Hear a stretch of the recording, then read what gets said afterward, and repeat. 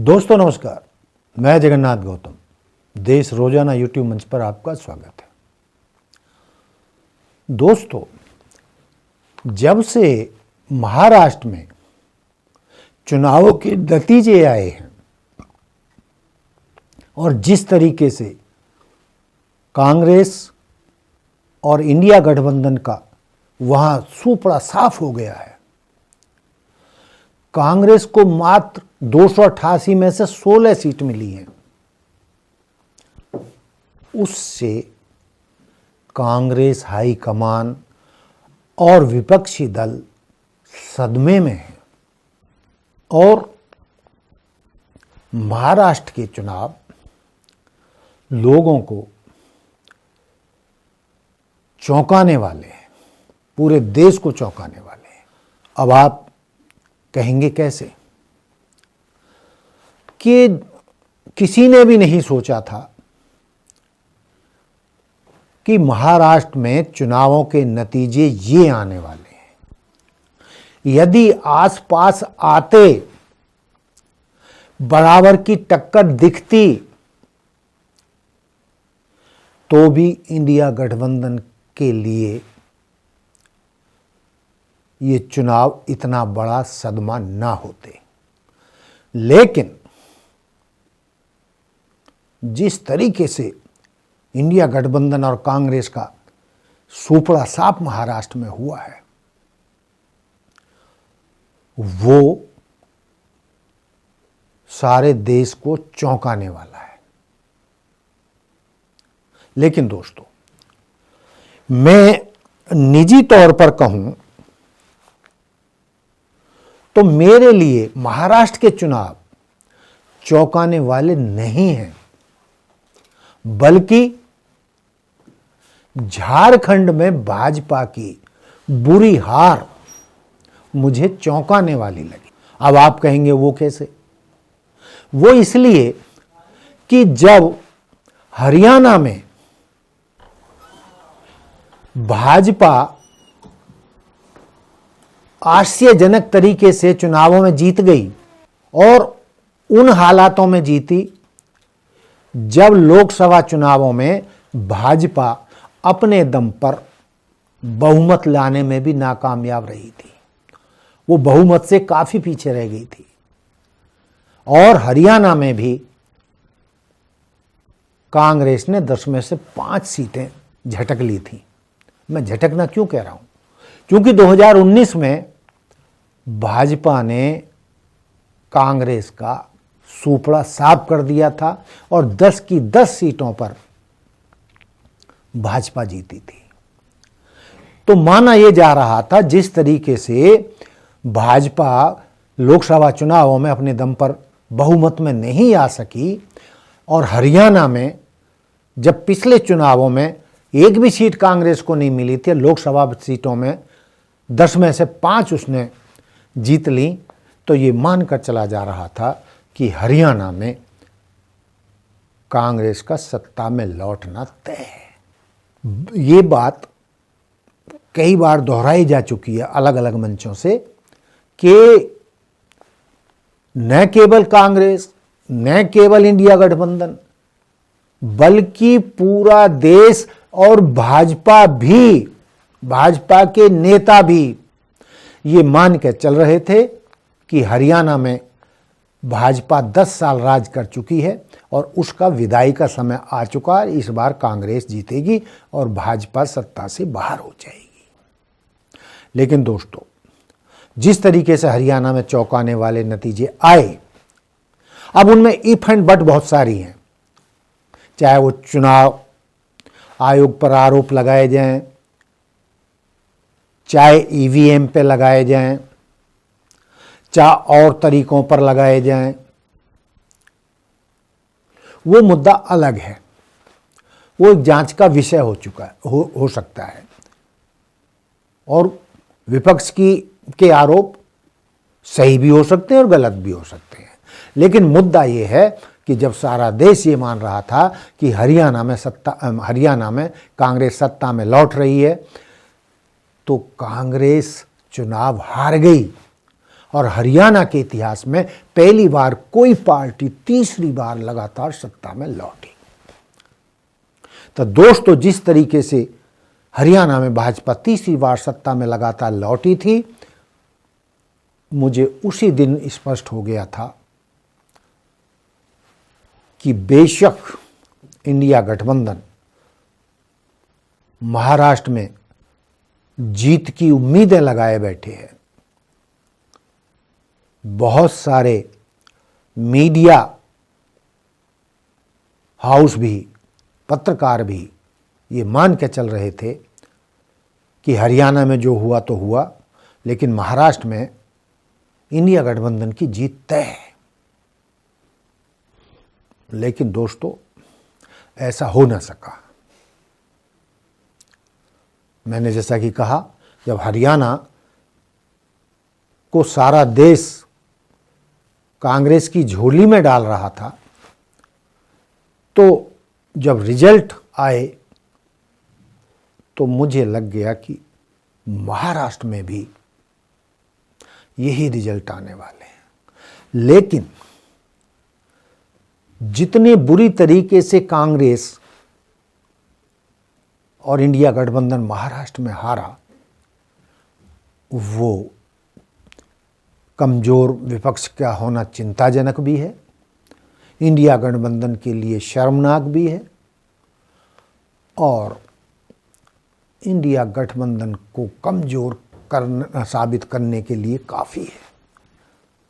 मैंने जैसे पहले भी कहा कि मैं चौंका तो झारखंड में भाजपा की बुरी हार से चौंका। लोग सोच रहे थे कि महाराष्ट्र में तो विपक्षी गठबंधन जीत जाएगा, लेकिन झारखंड में भाजपा आ जाएगी, लेकिन हो गया उल्टा। महाराष्ट्र में एनडीए गठबंधन भारी बहुमत से सत्ता में लौट आया है, और झारखंड में भाजपा को हार का मुंह देखना पड़ा है। अब जो मैं एक खास बात जो कहना चाह रहा हूं वो ये है कि क्या कांग्रेस का स्वर्णकाल इन हालातों में कभी लौट पाएगा? स्वर्णकाल से मतलब है कि कांग्रेस कभी सत्ता में लौट पाएगी। हालांकि यूपीए गठबंधन के तहत कांग्रेस 91 में भी सत्ता में लौटी, फिर 2004 और 2009 में भी कांग्रेस अपने विपक्षी दलों के साथियों के साथ सत्ता में लौटी। लेकिन दोस्तों, जो साथी नहीं जानते हैं, जो युवा वर्ग नहीं जानता है, मैं उनको एक बात बताना चाहता हूं कि 1984 में कांग्रेस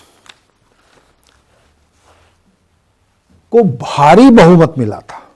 अब भारी से आप समझ सकते हो कि जब 1984 में चुनाव हुए थे तो कांग्रेस को 514 सीटों में से 400 सीटें मिली थीं, यानी कांग्रेस 404 सीटें जीतने में कामयाब रही थी, और बाद में हुए उपचुनावों में 10 सीटें उसे और मिली थी। तो कांग्रेस के आज़ादी के बाद से कांग्रेस की जीत का ये सबसे बड़ा अंतर था, और इससे कांग्रेस का स्वर्णकाल कहा जा सकता है। और दोस्तों, जिन साथियों को नहीं पता है उनको मैं बता दूं कि 1984 के लोकसभा चुनावों में भाजपा को सिर्फ 2 सीट मिली थी, सिर्फ 2। तो वैसे तो जो हालात बने हुए हैं और जिस तरीके से हरियाणा और महाराष्ट्र में कांग्रेस और इंडिया गठबंधन की हार हुई है, उन हालातों में तो ऐसा लगता नहीं कि कभी अपने दम पर कांग्रेस 1984 की तरह भारी बहुमत से अकेले दम पर सत्ता में लौट पाएगी। अब बेशक भाजपा हाईकमान और चुनाव आयोग पर कैसे भी आरोप लगते रहे, हम उन आरोपों पर के में नहीं जा रहे हैं, उसमें कितनी सच्चाई है कितनी झूठ है, लेकिन जो हालात दिख रहे हैं उनसे तो ऐसा लगता है कि निकट भविष्य में कांग्रेस का स्वर्ण काल शायद ही लौटे और जो 54 साल के राहुल गांधी हो चुके हैं वो कभी प्रधानमंत्री बन पाएंगे या नहीं, हालातों वर्तमान राजनीतिक हालातों को देखते हुए तो फिलहाल ये कहना मुश्किल लग रहा है कि भाजपा कांग्रेस अपने दम पर सत्ता में लौटेगी और राहुल गांधी देश के प्रधानमंत्री बन पाएंगे। असंभव कुछ भी नहीं है, लेकिन फिलहाल के जो राजनीतिक हालात हैं उनसे तो ऐसा ही लग रहा है। लेकिन जो आशा की किरण है वो ये है कि जब 1984 के चुनावों में 2 सीट जीतने वाली भाजपा लगातार तीसरी बार देश में सत्ता में लौटी है, 10 साल पहले कर चुकी है और तीसरा सत्र उसका चल रहा है, तो जब भाजपा 2 सीट से अकेले अपने दम पर बहुमत में सत्ता में लौट सकती है, तो ये वक्त का पहिया, समय चक्र कब उल्टा हो जाए इससे भी इनकार नहीं किया जा सकता। यानी असंभव कुछ भी नहीं है, कुछ भी संभव है। जब 2 सीट से भाजपा 300 सीटों के ऊपर अकेले दम पर जा सकती है, तो भाजपा भी कांग्रेस भी 100 सीटों से बहुमत में अकेले दम पर कभी लौट भी सकती है, और अकेले दम पर तो नहीं तो अपने विपक्षी गठबंधन के साथियों के साथ, इंडिया गठबंधन के साथ वो कभी भी सत्ता में लौट भी सकती है। लेकिन इसके लिए कितना इंतजार करना पड़ेगा ये कहना मुश्किल है। अब मैंने जो कहा है